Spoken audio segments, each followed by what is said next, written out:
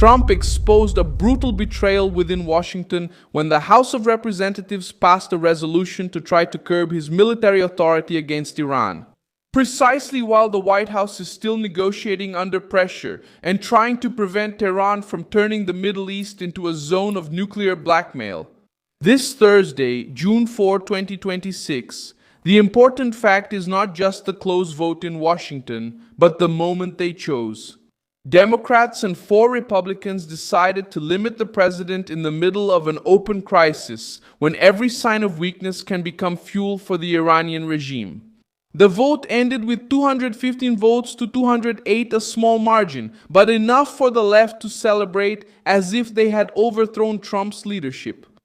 But the reality is harsher. They didn't end the war, they didn't strip the president of his authority, and they even put on record who is willing to reduce America's strength while Iran tests America's limits. What were they trying to hide? Why did they rush to stop Trump now? How can this maneuver actually strengthen the very enemy they claim to want to contain? I'll tell you all about it in a moment.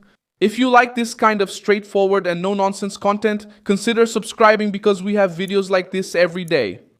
The resolution passed in the House tries to force Trump to end military action against Iran unless Congress gives formal authorization. In practice, it's an attempt to pull back to the legislative branch a decision that the White House treats as a matter of immediate security. The resolution was pushed by Democrats, led by Gregory Meeks, and gained strength because 4 Republicans decided to join the opposition: Thomas Massie, Warren Davidson, Tom Barrett, and Brian Fitzpatrick. That's how the left continued, and they managed to turn a close vote into a political message against Trump. The maneuver took place in Washington, inside the House of Representatives, but the effect aims far beyond the Capitol. The real target is in the Middle East, in the pressure against the Iranian regime, in the negotiations over the nuclear program, and in the struggle for control of the escalation.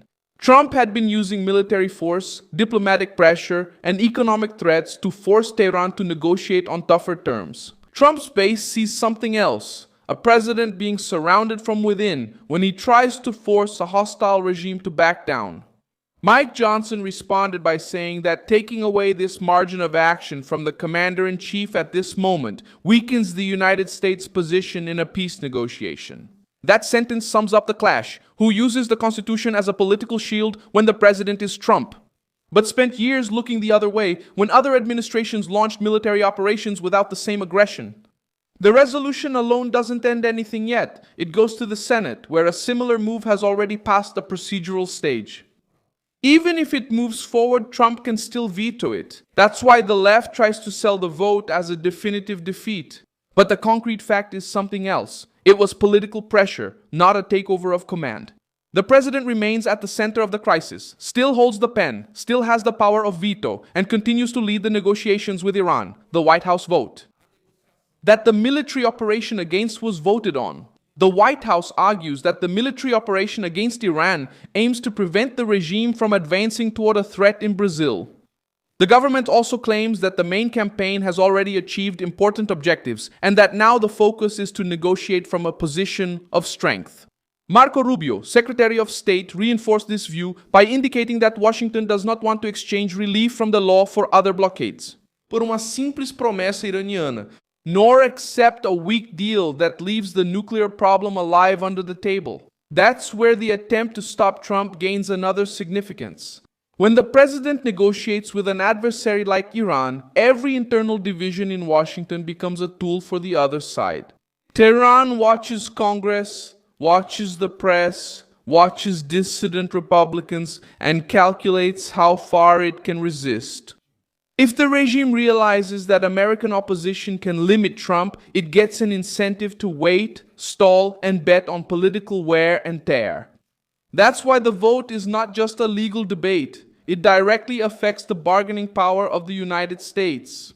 The left calls this control over war powers, but the calendar shows something else.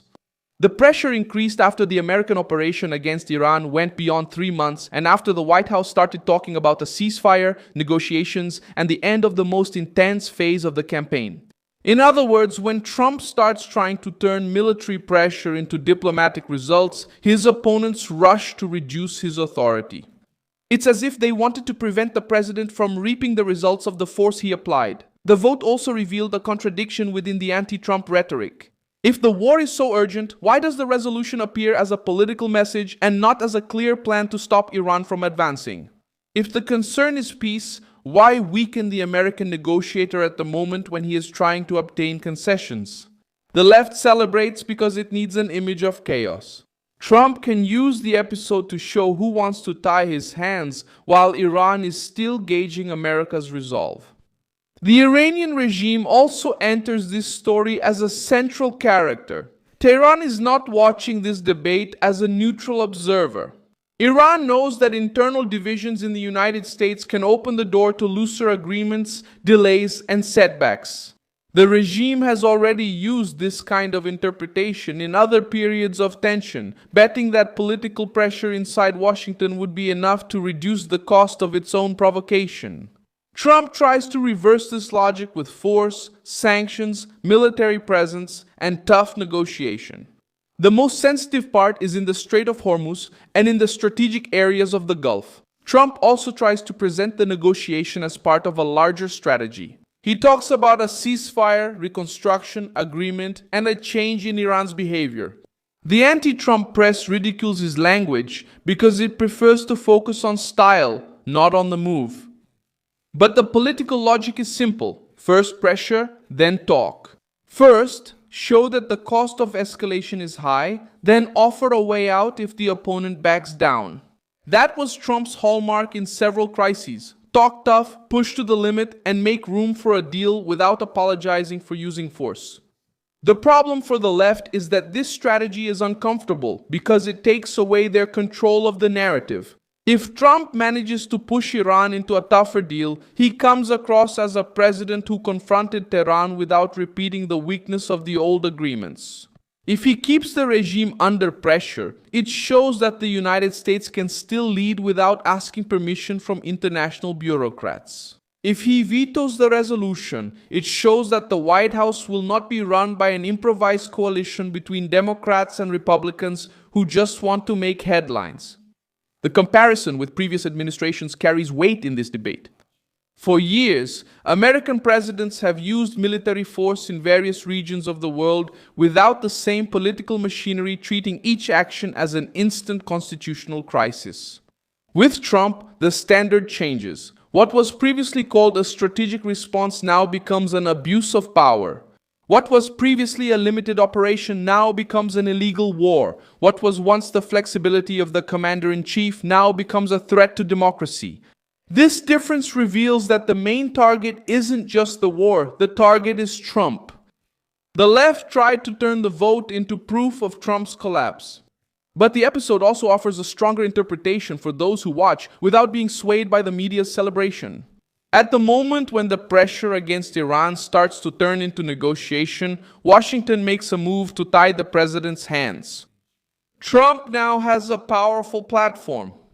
He can show that the war against his authority doesn't just come from Tehran, it also comes from within the American system itself, where opponents would rather tie his hands than admit that force still changes the behavior of enemies. I'm Milson Alves, global, internationalist, and my purpose is to keep you well informed with the truth every day. The news links are in the video description.